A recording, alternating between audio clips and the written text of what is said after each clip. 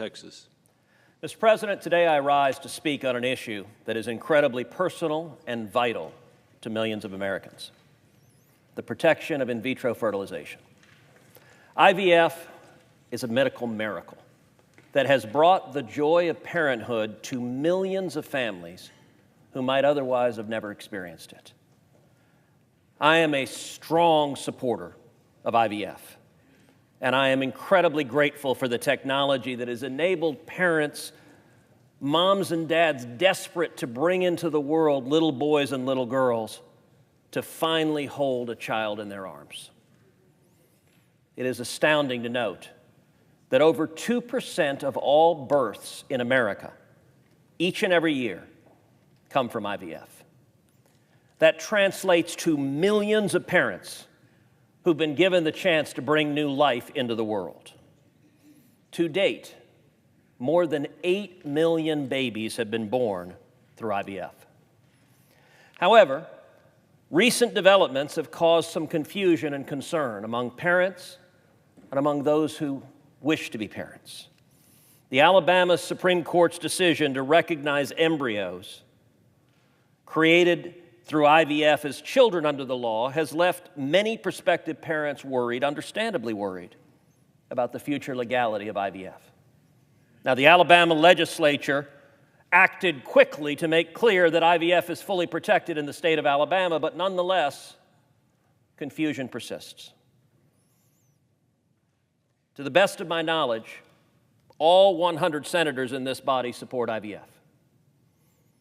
Seeing this confusion that unfortunately has been fueled by Democrat partisans, I reached out to Senator Britt from Alabama.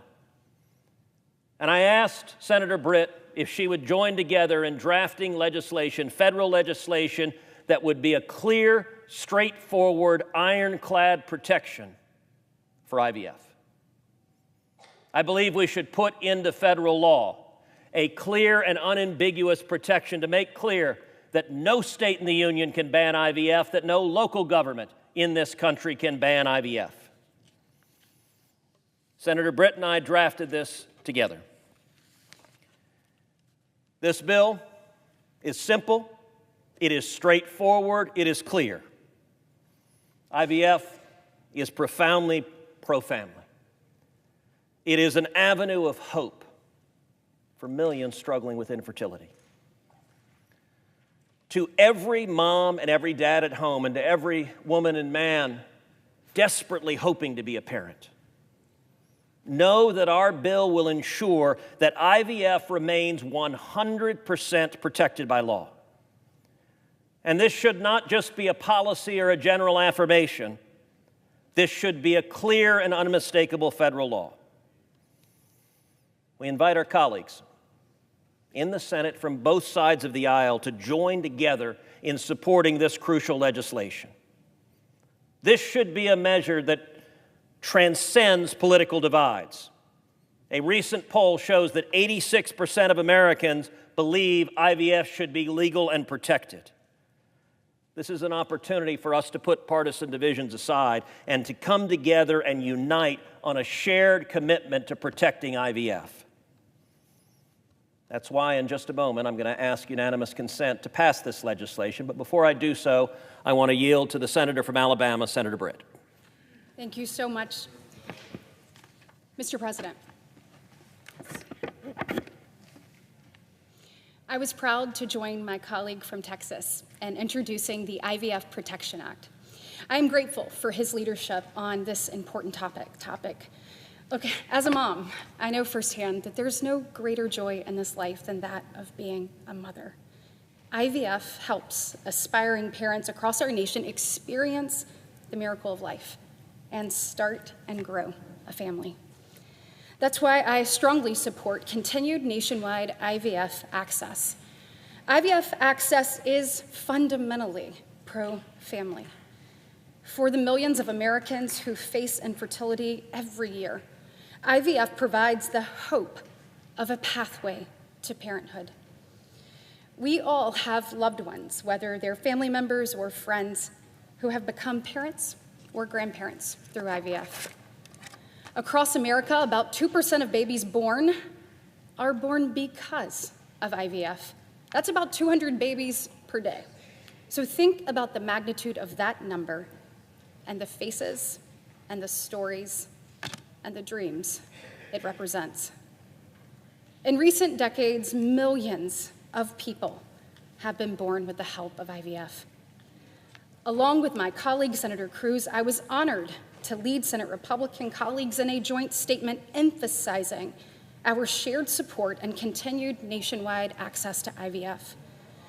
IVF is legal and available in every single state across America.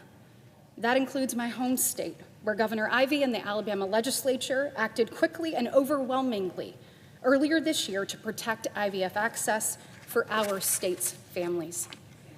Today, the Senate has an opportunity to act quickly and overwhelmingly to protect IVF access for our nation's families. That's what the IVF Protection Act would do. It's straightforward, just as Senator Cruz has said. The bill would give aspiring parents nationwide the certainty and peace of mind that IVF will remain legal and available in every single state. Now, I want to break this down as directly as possible. First, there is only one bill that would protect IVF access and not stray outside those parameters. That's our IVF Protection Act. There's only one bill that would protect IVF access while safeguarding religious liberties. That's our IVF Protection Act.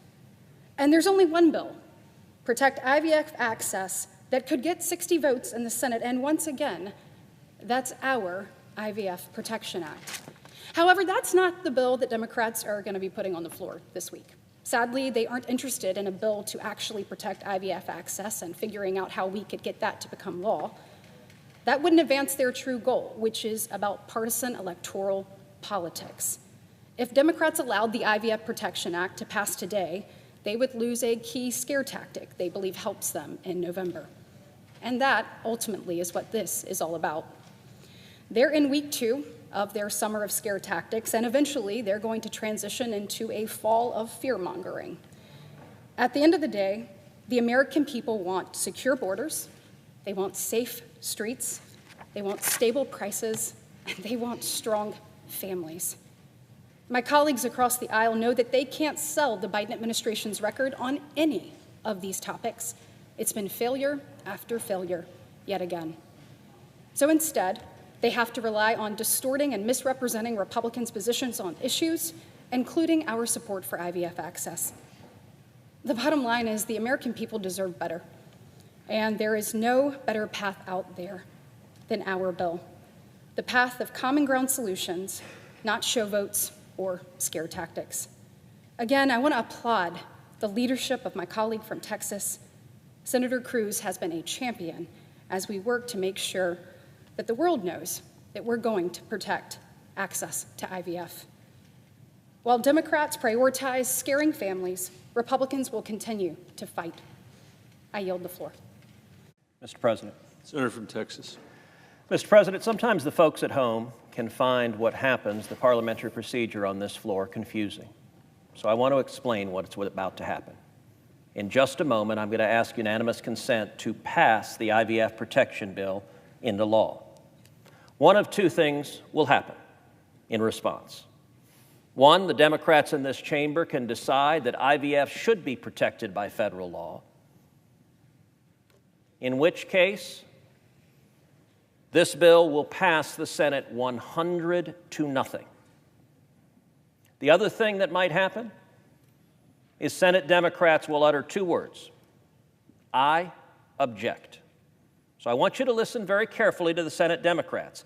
And whatever else is included in the speech, understand if the remarks end with the words, I object, then Senate Democrats will have made the cynical political decision that Democrats don't want IVF protected in federal law. They don't want to provide reassurance and comfort to millions of parents in America, because instead, they want to spend millions of dollars running campaign ads suggesting the big bad Republicans want to take away IVF. I get why that could be good politics. But I hope Senate Democrats are not that cynical. Understand again, if you hear the words, "I object," Senate Democrats are saying, no, we will not protect IVF in federal law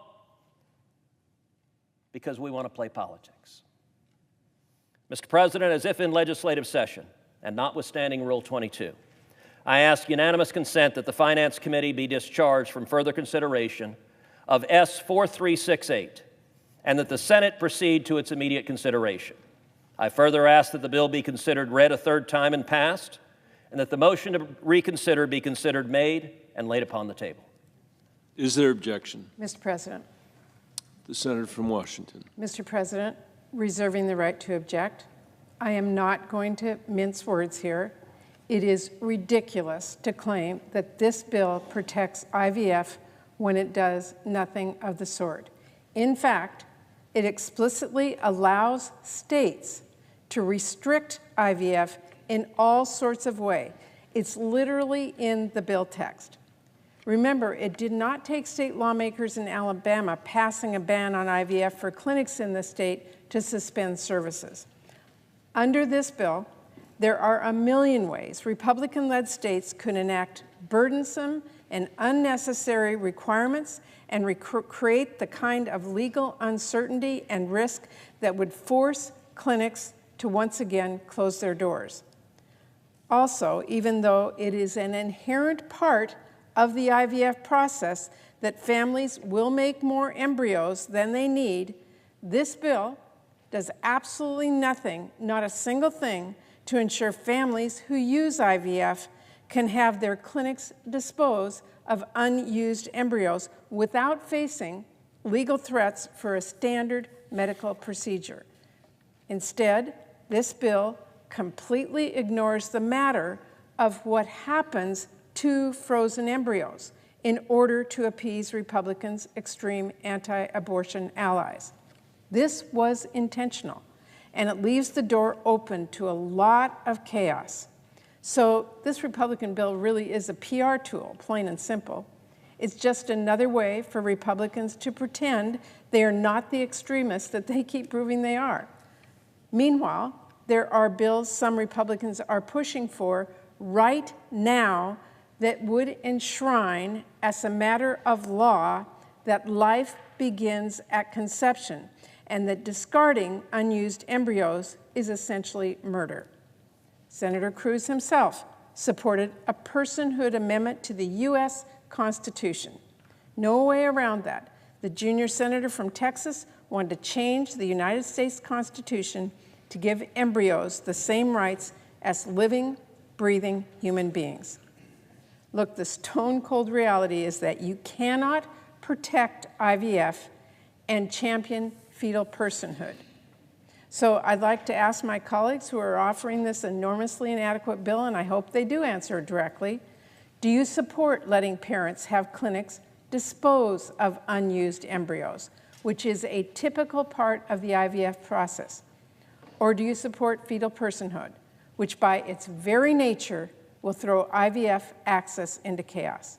Because until they clearly answer that question, and it's a couple simple ones, all the claims of supporting IVF will fall obviously short, just like this bill does. That's why I object. The objection is heard. Mr. President. The senator from Texas. Mr. President, the senator from Washington suggested that this bill does not protect IVF. Let me read you the clear statutory language that unambiguously protects IVF. A state shall not prohibit in vitro fertilization as defined in Section 4B of the IVF Protection Act services, and shall ensure that no unit of local government in the state prohibits such services. That is clear, that is unambiguous, that is explicit, and that is ironclad. Had the Democrats not cynically said, "I object," that language would have just passed the United States Senate 100-0, a strong federal protection of IVF.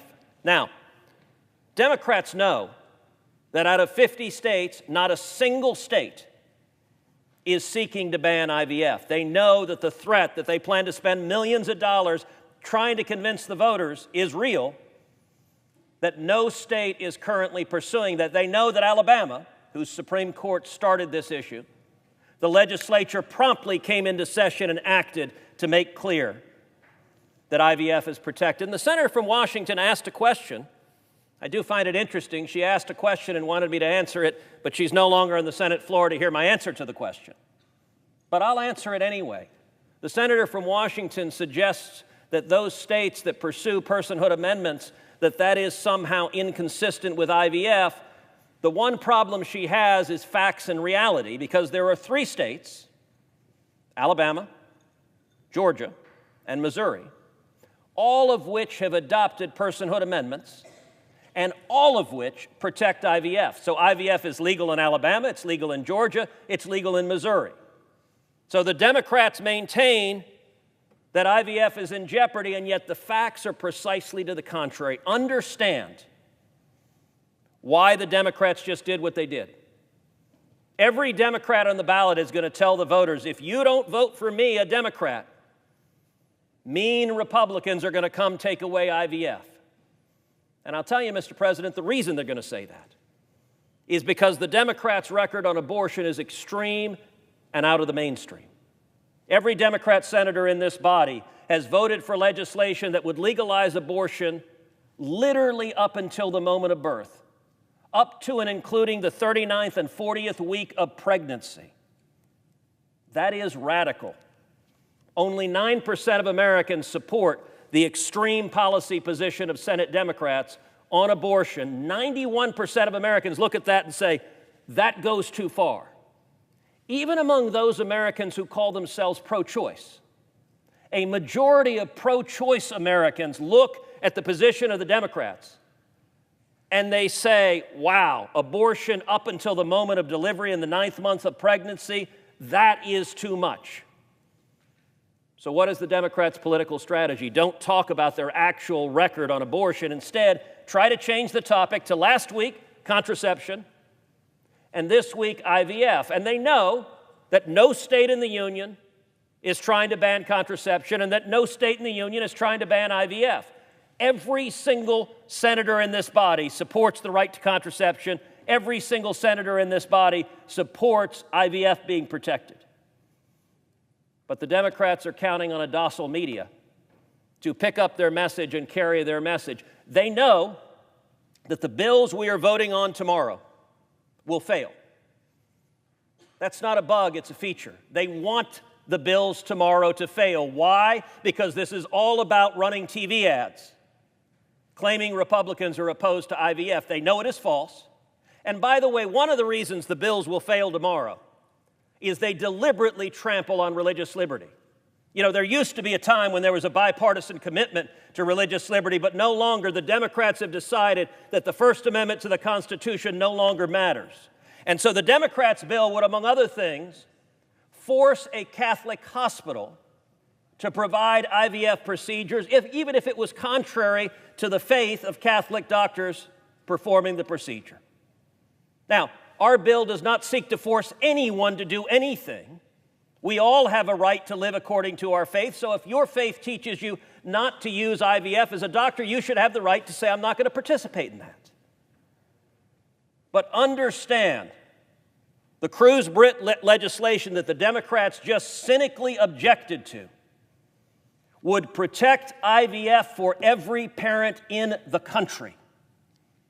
And it would become federal law except for one thing. The Democrats do not want it to.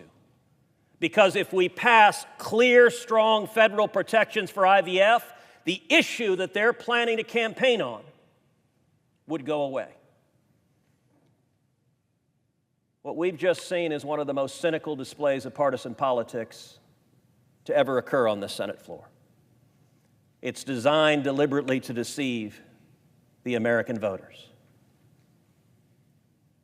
It's unfortunate that Democrats put politics above protecting parents and above protecting IVF. But just remember, the next time you hear a Democrat saying, and they're going to spend millions of dollars saying it, we're the ones who want to protect IVF, understand we could have passed strong federal legislation today, but Senate Democrats don't want a protection of IVF. They want a campaign issue. I yield the floor.